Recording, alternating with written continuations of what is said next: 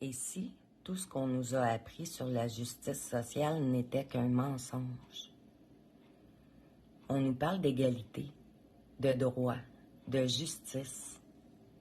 On nous dit que nous vivons dans une société où chaque individu a les mêmes chances, où les plus vulnérables sont protégés, où les abus sont sanctionnés. Mais regardons la vérité en face, mes amis. Ceux qui abusent du système restent protégés.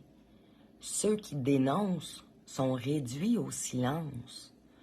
Les victimes se battent seules pendant que les coupables continuent d'agir en toute impunité. Pourquoi? Parce que cette société ne protège pas les plus vulnérables. Non, non, non.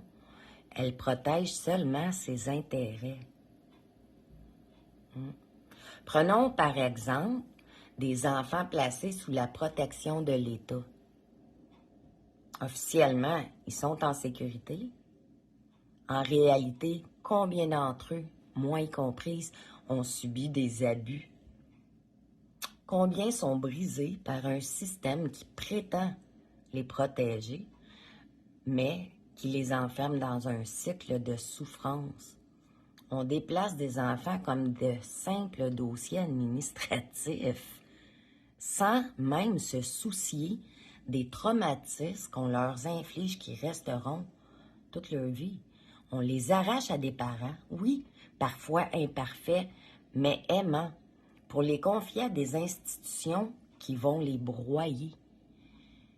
Et ce n'est qu'un exemple parmi tant d'autres. Combien de travailleurs sociaux brisés par un système qui leur impose le silence? Combien d'adultes qui ont tenté de dénoncer des injustices puis qui ont été traités comme des fous pendant que les vrais monstres restaient en liberté? Combien? Combien de décisions sont prises par des élites qui n'ont aucun intérêt à ce que les choses changent? La vérité, c'est que nous ne vivons pas dans un monde juste. Nous vivons dans une illusion de justice, maintenue par des lois et des discours qui servent avant tout ceux qui détiennent le pouvoir. Et c'est là que réside la plus grande manipulation sociale. On nous divise pour mieux nous contrôler. On oppose les uns aux autres, les victimes contre d'autres victimes, les familles contre le système, les travailleurs contre ceux qu'ils devraient protéger. On nous pousse à nous méfier, à nous juger entre nous, pendant que ceux qui tirent les ficelles continuent leur jeu sans être inquiétés. Mais ce qui est encore plus grave, c'est que cette destruction commence dès l'enfance. Tous les spécialistes le savent. Les 5 premières années de vie sont les plus importantes.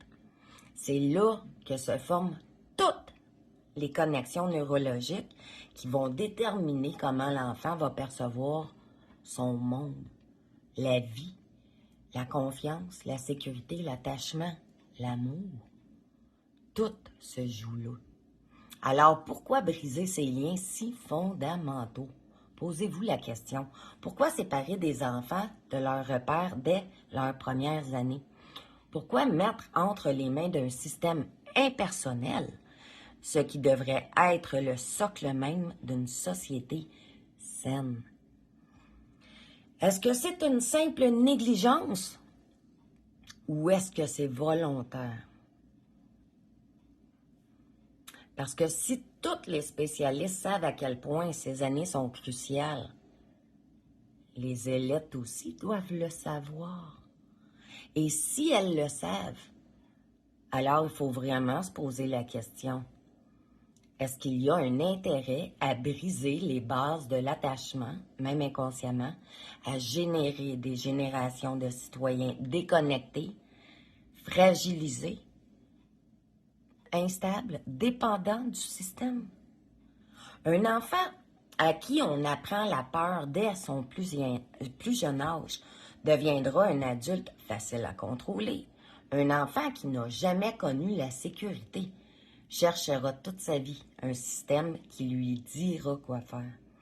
Un enfant à qui on a brisé les repères sera plus malléable, plus obéissant, plus soumis aux règles établies, même si ces règles sont des règles injustes. Et tant et aussi longtemps que nous ne verrons pas cette réalité, rien ne changera. Et tant et aussi longtemps que les règles seront établies par l'élite et non par les vulnérables, rien ne changera. Et tant et aussi longtemps que les décisions seront prises dans des bureaux par des gens qui n'ont jamais vécu ces réalités, le système restera dans ce cycle vicieux. Et tant et aussi longtemps que nous accepterons que la peur nous immobilise, nous resterons prisonniers. Alors comment on défait ça? Comment on répare un système où ceux qui souffrent n'ont aucun pouvoir et où ceux qui contrôlent n'ont aucun intérêt à ce que ce système change? Il n'y a qu'une seule réponse, c'est de refuser de jouer leur jeu. Refuser de croire qu'on est seul, car c'est ce qu'ils veulent nous faire croire. Refuser de se diviser, car c'est la meilleure arme de l'oppresseur. Refuser de baisser la tête, car l'injustice se nourrit du silence. Ce n'est pas un combat qu'on va gagner en une seule journée, mais chaque vérité dite, chaque silence brisé, chaque prise de conscience, c'est une fissure dans cette matrice. Alors je vous pose la question, jusqu'à quand allez-vous fermer les yeux? Jusqu'à quand allons-nous croire que nous vivons dans un système juste, alors que la vérité est tout autre? On dit que la vérité dérange, mais elle libère aussi.